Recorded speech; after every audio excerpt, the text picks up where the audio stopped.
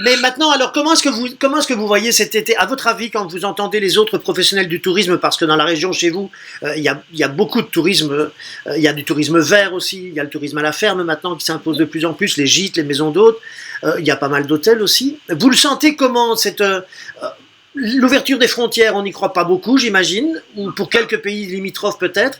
Vous comptez vraiment sur le Belge pour redécouvrir peut-être, c'est peut-être l'occasion pour le Belge de redécouvrir son propre pays? Oui, ah oui. Ah ouais. Oui, et nous, on serait dans cette optique-là aussi. Je dis, on a un très beau pays. Ce qu'il y a, c'est qu'on n'a pas toujours le climat adapté. Pour l'instant, on l'a, c'est ça qui est bête. Voilà, mais c'est vrai que depuis quelques années, on a quand même de meilleurs étés que de par le passé. C'est le seul avantage. À part peut-être en 76, là où c'était exceptionnel. Ah oui, là c'était chaud. Mais maintenant, c'est l'avantage, le seul peut-être qu'on peut trouver au réchauffement climatique, c'est celui-là. C'est que la Belgique, paraît-il, la Wallonie aura bientôt, dans quelques années, je ne sais pas combien exactement, le climat de la Bourgogne. C'est pas si mal. Oui.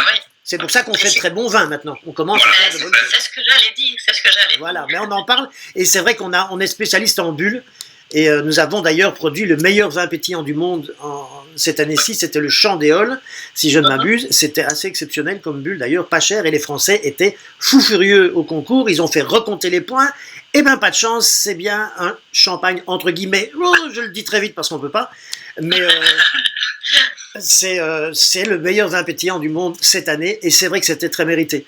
Mais vous servez beaucoup de vins belges, dans la mesure où on en fait beaucoup dans votre région, enfin en tout cas des blancs, des pétillants, des rosés, quelques-uns? Ouais, on travaille en cuisine, je travaille beaucoup les produits du terroir. Oui. Énormément. Hein. On a entre 15 et 20 fournisseurs bio dans le foie gras, dans le fromage, dans la laiterie, dans les légumes, les fruits, tout ça. On ne travaille que du terroir, un maximum. Ah, moi j'ai souvenir du Pignac qui avait ouvert dans les années, il y a bien longtemps, au siècle dernier. Et c'était parmi les premiers noms du foie gras en Belgique d'ailleurs. Et il est de très très bonne qualité. Il y en a d'autres maintenant. On fait même du caviar en Belgique, donc, finalement. On fait du gin, on fait du whisky. L'an dernier, nous avons fait une belle exposition dans notre restaurant parce que nous donnons la chance aux artistes aussi d'exposer leurs peintures ou leurs photos. Ah oui, bien ça. L'an dernier, avec un photographe de Philippeville, la maison Bilante, c'est une maison où ils sont photographes depuis 5 générations. Nous sommes allés chez nos différents artisans pour faire des photos avec le chef, avec l'artisan et mettre en valeur leurs produits.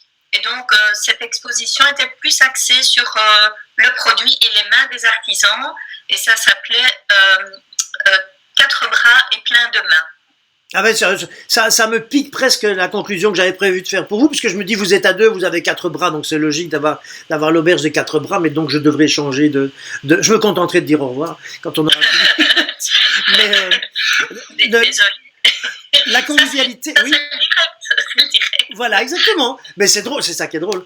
Mais comment vous décririez, puisque je ne l'ai pas encore goûté, alors comment vous donneriez envie à un internaute bruxellois ou d'ailleurs en Belgique qui justement vous découvre là sur les chroniques de Marcus et qui aurait envie de venir vous visiter cet été, partons du principe que vous serez ouvert et que tout marchera bien. C'est quoi la cuisine des 4 bras? Le terroir. Le terroir. Quelques recettes stars, quelques recettes que vous avez presque toujours à la carte et que vous aimez particulièrement? En fait, je travaille le foie gras de la ferme de la Souvinière, mais à chaque carte, enfin à chaque changement de carte, il change, mais il est toujours à la carte. Oui. On travaille le lapin, la bière aux orties. Ça, c'est la spécialité de Philippeville. Ouais, le magret de canard aussi. On fait les truites. J'ai des gens qui me pêchent des truites. En fait, on fait un maximum de produits. On travaille l'humeçonnerie, la glace, le fromage, le safran de Saint-Pierre, qui peut être chez nous. Circuit court. Circuit court, oui. Est-ce que vous faites des doggy bags? Oui. Ah, voilà, je le demande parce que de plus en plus de gens posent la question, donc autant le savoir. Les petits chiens sont admis s'ils sont sages ou machin en dessous de la table? Oui. Les enfants? Oui. Aussi. N'aboient pas. Oui, j'imagine bien, tant que les enfants n'aboient pas et que les chiens ne sont pas trop turbulents. Ah non, c'est dans l'autre sens.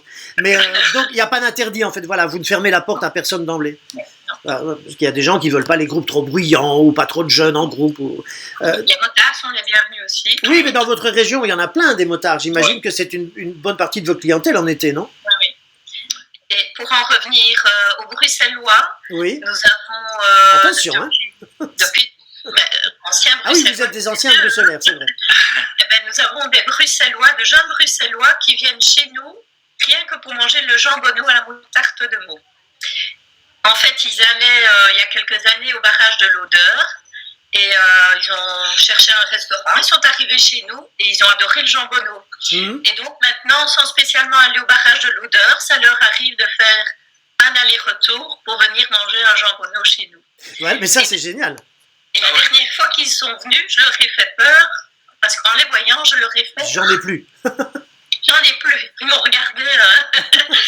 Mais après, je leur ai dit non, c'est une blague, il y en a bien sûr. Et, enfin voilà, ça fait plaisir que des gens fassent un aller-retour Bruxelles pour venir manger notre jambonneau. Ça fait 200 km. Mais oui, c'est sûr. C'est l'avantage d'avoir un petit pays. Vous savez, moi j'ai une maman qui habite aux États-Unis, alors quand elle va chez les voisins, ou quand elle va pas loin, c'est 3 heures de voiture minimum. Hein. Mais c'est l'avantage du petit pays. C'est l'avantage sûrement aussi d'une maison comme la vôtre qui veut jouer la convivialité. Et puis on le voit, vous êtes sincère dans ce que vous racontez, dans votre histoire. Donc, quel est votre... à chacun, pour quasi conclure, je le couperai en deux le montage, mais j'avais pas envie de vous couper le sifflet trop vite. Quel est votre plat préféré à chacun de vous deux, dans votre carte actuelle, disons? Ou en cette saison? Dans les semaines qui viennent, que vous savez déjà que chacun ce que vous préférez. En fait, je fais quelque chose de très spécial, c'est ma signature, c'est la volaille bio de la ferme de l'Humsonnerie en 3 préparations. En fait, on fait la cuisse qui est cuite comme mijotée façon coq au vin. Oui. Alors, il y a le filet qui est cuit à basse température avec une crème au foie gras. Et alors, avec les ailes, on fait un vol au vent aux écrevisses. Ouh, ça a l'air bien sympathique, ça. On a 3 parties comme ça. La peau, on fait un crumble aussi pour la garniture. Oui. En fait, on n'a rien perdu. Un peu de croustillant et c'est le produit entier. Voilà, à 100%. C'est une démarche de plus en plus courante et elle est à applaudir parce que c'est vraiment important. Et vous, Nathalie, votre petite préférence irait vers quoi? Le choix est difficile. Moi, je suis adepte de tous nos plats. Je les découvre à chaque fois avec autant de bonheur. Donc, c'est difficile de cibler parce que... Allez, un de vos préférés alors. Le chef. Oui. Oui, ça fatalement. Mais elle ne peut pas vous déguster tous les jours et devant les clients, ça c'est pas possible. Donc, faut être raisonnable.